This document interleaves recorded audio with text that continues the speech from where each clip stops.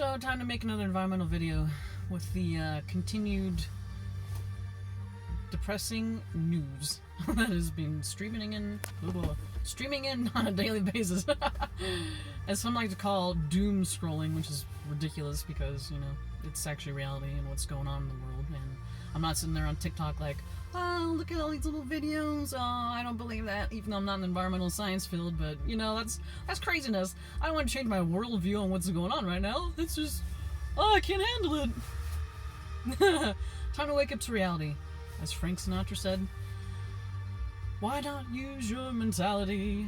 Step up, wake up to reality. Yeah, I'll be kicking the ass if you actually figure it out. So, that's why I'm here as well. And that's why tons of other scientists out there are saying the same thing, although more calmly than they should. You know, I wish they would drive that point home that we are in and continue to be in some serious trouble. A world full of trouble. So, oh man, let's see, where do I begin now? So let's see. I wanted to bring up this because I mentioned in the first video about the genders, and you know, everybody's sensitive about that nowadays, which is fine because a lot of critical people out there, a lot of people are ignorant of things that go on, and so I wanted to bring this to attention, which is really interesting and sad, and like, this doesn't surprise me at all, actually. But so there's this place in Swanson, Vermont. It's called Missisquoi Wildlife Refuge. There are 19 of them, actually. Supposed to be a beautiful, pristine area. Never been there myself. Read it National Geographic. Like, man, I'd love to go there and check it out for myself. But anyways, so what happened was that people from the U.S. Geological Survey brought out some smallmouth bass, which are indicator species of water pollution. So another indicator species, canary in a coal mine. Miners used to use them to determine if there's carbon monoxide down there, and you know, they either fly away or die. Like, oh, we probably shouldn't go any further. Let's pull out. And so when these researchers at these wildlife refuges pulled out these little smallmouth bass, as it turned out, 60 to 100% of the male species had eggs growing in their testes. Whoa, that's huge. That is a huge number. And that was in all of them. All of the bodies of water in which they found them. I wonder why that was. So they realized that there are no industrial plants nearby. Nothing like that. It should have been untouched. Yeah, that was until they found out that there's high levels of estrogen from birth control pills in the water. Also, astrazine, which is a pesticide. And then also BPA, the notorious, well, I should say infamous because it's a negative connotation, bisphenol A, endocrine disrupting bisphenol A, which everybody knows that are in cans and everything like that. So yeah, these were all contaminating the water supply, and these fish were expressing these excuse me, these hormones that were being turned on, which they should not have been. So that's called intersex in these male fish, which should not be happening because it leads to infertility. Pretty extreme cases. I mean, come on now, if all of a sudden I start producing sperm in my ovaries, I'm like, oh, what's happening? Probably develop some cysts, tumors, things like that. But it's not natural. I'm not built for that. But these males are not built to have eggs in them. And so the correlation here is that, do you think that only stops with fish? Goes into humans too. So 1 in 2 people out of every 100 are becoming intersex now. I wonder why that is. How interesting. Oh, hold on. My song ended. So yeah, if you don't think we have tons of pollutants in our environment, you're living under a rock. I don't know where you're living, somewhere else. So that's contributing to the endocrine disrupting chemicals in our own body, and there are thousands of them out there. There are thousands of these chemicals which are disrupting our hormones and causing that. So when these people are born intersex, the doctors have to assign their gender, and so that's why it's based off phenotype, which means what you think the person is. Babies are hard to tell. Like, I was a bald fat baby. Like, I could have been either one. My sister came out with a head full of hair. Well, anyways, again, when you're born, like, you can't even really tell. It's hard to base off of what you think this is supposed to be. And so it seems logical, plausible, highly feasible that a lot of these people who are transgender have been there and done that, and they got assigned the wrong sex. Isn't that sad? I think that's so horrible. And it's not just stopping with people too. There are plenty of examples in Europe as well. Other waterways, animals in general. Just it's in abundance now. It's so sad. Man, this is all because of pollution in our water, in our air, our land. I'm like a broken record with all these things, but it's true. And I just keep reading so many articles about everything else that's going on. Like, another one I read, it was in Virginia. The county in Virginia, I won't name it, but they were letting human wastewater, which, let me tell you what's in that. So let's think about that. Pretty disgusting, actually. Biological hazard. Wear a hazmat suit when you deal with it. Human reproductive fluids. You have to think of everything that comes out of your house, right? Hair of all different types. Detergents. Soaps. Bleaches. People flush all kinds of crap down their toilet. Not even just that. But they have animals. You have to think about the chemicals in all of these things as well. Let's think about the bacteria, the viruses, the protozoa. You have pesticides. People wash these things down the storm drains. Oils, hydrocarbons. You have PFAS. You have countless things. Again, birth control. Flush that down the toilet. Think of pharmaceutical drugs that are going down there too. Think about all these synthetic materials and chemicals and substances that are being washed down in our water systems, and then these counties, whatever the hell, the wastewater. Ooh, that was overflowing into the natural rivers in many areas outside of the county itself. Tributaries, streams, whatever. So anyways, that was happening ever since 1986. Whew. Damn, that's a long time. And so they had 40 violations and 2 citations, and yet they all managed to get away with it somehow. So think about all of those years of all that shit just being pumped out into the environment. That's not the only place to do it, though. You have to think about businesses out there too. Like, I've been inspecting facilities, I won't name them, but they're usually in compliance. But you have to think about all the equipment that they use, buses that go through there, coolant that leaks out, oil that spills. Where's that going to go once water hits that surface and beads off and goes down the storm drain? Yeah, so, our water is so toxic and people think it's okay to drink the tap water. Don't drink the tap water. Jiminy Christmas, if you do that, you stop. Go to Environmental Working Group and see their guidelines, which they have for everything. Because if 10,000 whoa, hold on. That was way too little. 10 million chemicals are released on an annual basis. You better believe it, it's going to be going down there too. And we don't have filtration systems that capture all of that. No. Okay, 10 million don't all make it down there, but you have to think about all the years prior to now in which these contaminants are making their way out and into the water you drink, and the food you eat, the air you breathe, and all that kind of crap. Excuse me. I just had some late lunch, supper, whatever. So, man, I don't know.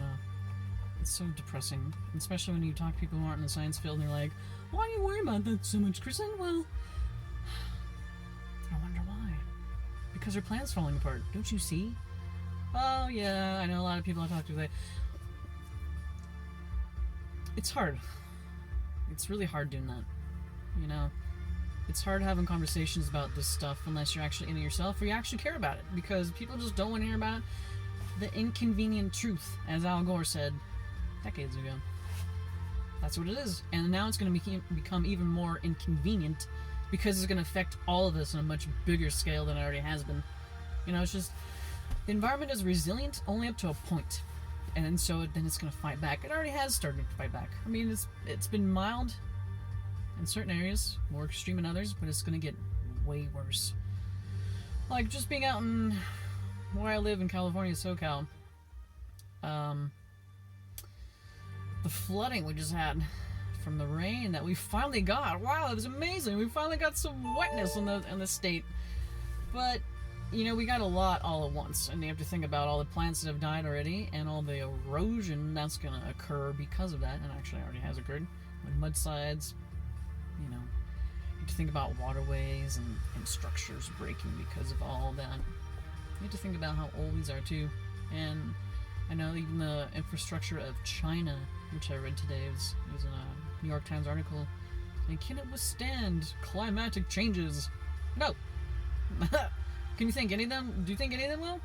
Hell no. What do you think about how old these facilities are and how much they've endured over the test of time, and the fact that these climates are changing so much so that they are impacting them all. Even Mexico too, Mexico City. They've depleted that aquifer, that ancient aquifer below the city, and now it's starting to collapse. Oof. That was a picture of this one. What was it? It was I think it was a church maybe? I didn't actually look into it, but it was at a tilt. Yeah, it wasn't straight like that, it was like that. Oh, that's just one of many structures that are going to go under because of that. Yeah, climate change, depleting your water, causing instability within your soil. Like, come on. Man, all these things are coming up all over the world, and, you know, the Native Americans saw this, like, they saw this 10 million miles away.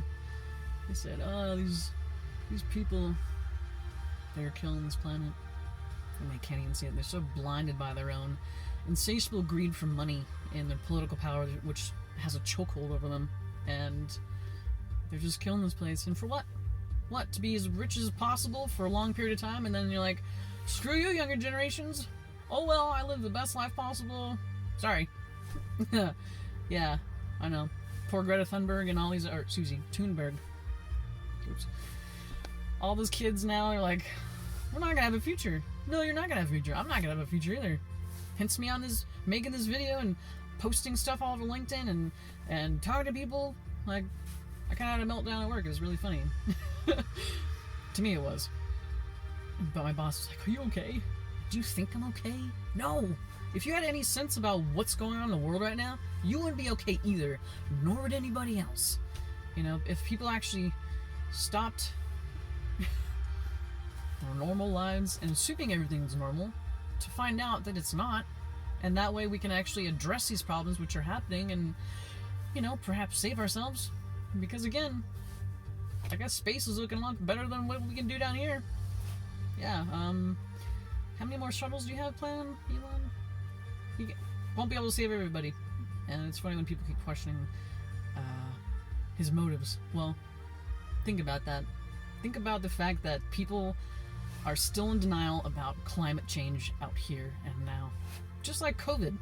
COVID's real? Oh, I didn't even know that. Like, I couldn't even believe that when some guy I went on a hike with a long time ago, and he was just like, oh yeah, I had to tell my family there that it was actually real. Are you kidding me? Wow.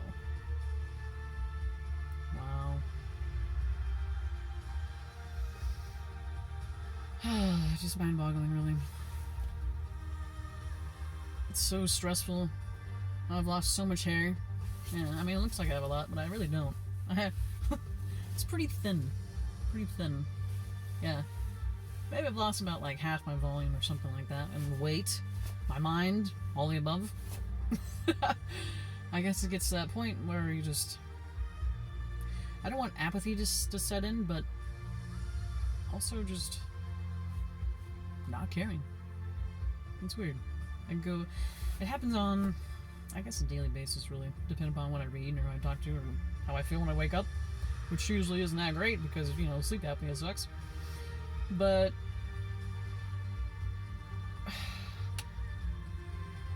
have to hold on to the fact that we need to do something differently, and we're not fast enough, you know. We're writing all these companies about governors and senators in the White House about our environmental woes, and some people are just, oh yeah, we help. We have these great products that we use plastic number 5 and number 6 to put our product in, and then hopefully people recycle them. Only 43% do, but we're trying to make it better. You still see the problem with that? Yeah. You're still using plastic, people still don't recycle enough, and why don't you use something else that's more sustainable? Why not use sugarcane, bamboo, invasive grass species? Like, that would be perfect. Get rid of all this stuff. Like I mentioned I think I mentioned this in a previous video about all invasives that are hurting certain environments like ecosystems, and use them, since there's a ton of them out there, use them for substitutes for whatever it is you need for your products. Like, there's so much plastic waste, it is appalling. It makes me so freaking mad that people are like, they think nothing of these little, like samples, for example. I had this little, it was a face cream stuff, and a little sample, that much waste for that little to put on your face. Gotta rethink all these things too. Yeah, I don't have any more products to show right now. Pens. Pens, markers, whatever. Yeah, I don't know. Maybe you can make that out of something else.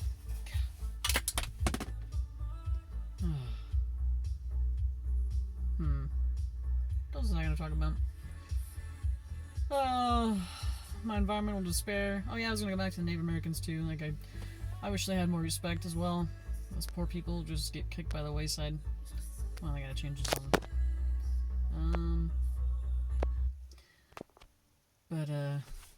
Yeah, those deplorable conditions they live in on reservations. Man, I used to know some guy who lived in Page, Arizona. His name is Raj. He's a real nice guy. Navajo. And I asked him about it. And obviously I've read about it too, and talked to others, and the fact they live on convenience store food, and most are riddled with diabetes and cardiac diseases. Obese. Not all of them, but plenty. Too many of them.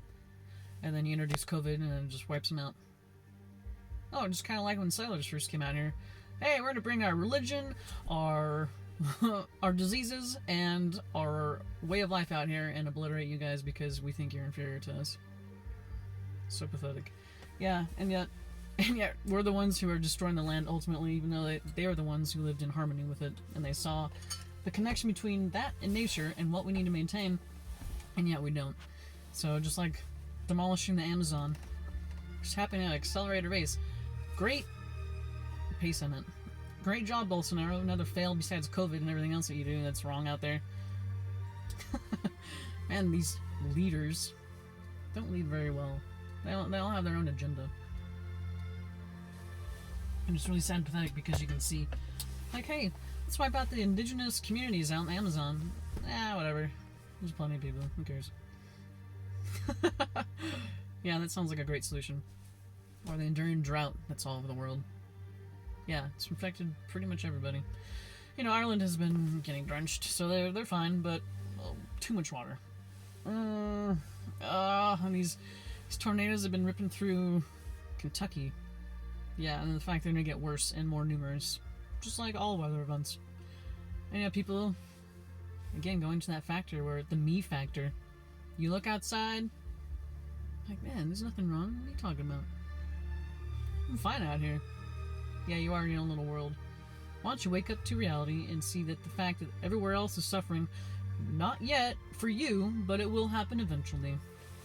You're just luckier than most. Keep that in mind.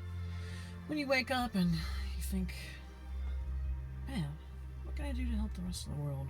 What can I do to help prevent the continued destruction and chaos out there? Get an electric vehicle. Try to refrain from using fossil fuels. Try to eliminate as much as possible. As much as possible. Get alternatives for plastics. Get alternatives for everything that you do. Like, look at the ingredient labels on the things. Buy organic. Start composting. Like, the amount of methane that gets emitted from landfills is astonishing. It's 34% more potent than carbon dioxide. And think about all the beef out there. 7 gigatons worth of methane that gets emitted on an annual basis. Wow! Yeah, I know some farmers started potty training their cattle, but, you know, that's just some. You have to think about the 93.8 million cattle that are out there. That's a lot of asses, man. That's a lot of atmospheric destruction going on. That gigantic 23 million square mile hole above the Earth. Prime time for asteroids coming in. Yeah! We have one coming in, what, next week, right? Coming close, really close. Or did I miss it? I don't know, every day feels like the same, really. Every day just kind of flies by and very, very, underwhelming and overwhelming at the same time. So yeah, our force field around Earth has been largely depleted by the emissions that we emit into the atmosphere. Every action has an equal and opposite reaction, but people also do not fear what they do not see, which is pretty much everything. So the fact that we have all these emissions in the atmosphere causing all these catastrophic events, all these problems with everything, and people just still turn a blind eye, or just don't care about it. You know, somebody else would take care of that problem. You're part of the problem, so you should take care of it too, okay? Not just the people in the science field, not the ones freaking out about it because we're all like, oh, what are we gonna say? Crap! Nobody believes us. And even other environmental scientists, which I've encountered a couple, are like, what are you talking about? This is a natural occurrence. Yeah, we're doing that. Hello? Get your head out of your ass and realize we're the ones that are causing this 6th extinction event. It's humans are doing that. Human-induced. It's not anything natural. It's from us. Climate change is real. Learn about it. If you're that, you know, ignorant of it, I suggest you learn how to address that. Learn how to reduce your carbon footprint. Learn how to encourage others around you, and then also just be more aware of what you do. Please. I mean, this isn't asking for a whole lot. Honestly, it's really not. But people like to, I don't know, they just like to argue about it for some reason or other. It's kind of like, not to compare it, but it's also akin to, for another example, when patients go into the doctor and they Google their symptoms, like, oh, by the way, I have a sore throat, I have stomach cramps, and I have a headache. I think it's malaria. Oh, doctor, what's wrong with me? I know I live in the United States, but these are some of the symptoms for that. So, okay, you're gonna assume that you know more than the physician. It's kind of, again, like what people think about the environment. Like, there's this fool on TikTok, she was like, don't worry, it's not apocalyptic, it's not happening. And then all her little followers, her little minions, are like, oh, thank you for giving us peace of mind. And so I went on there, I'm like, are you kidding me? So don't discredit all the research that actual scientists do, because they said that this is a code red for humanity for a reason. We don't need morons like you saying things like that, because there's no urgency behind that.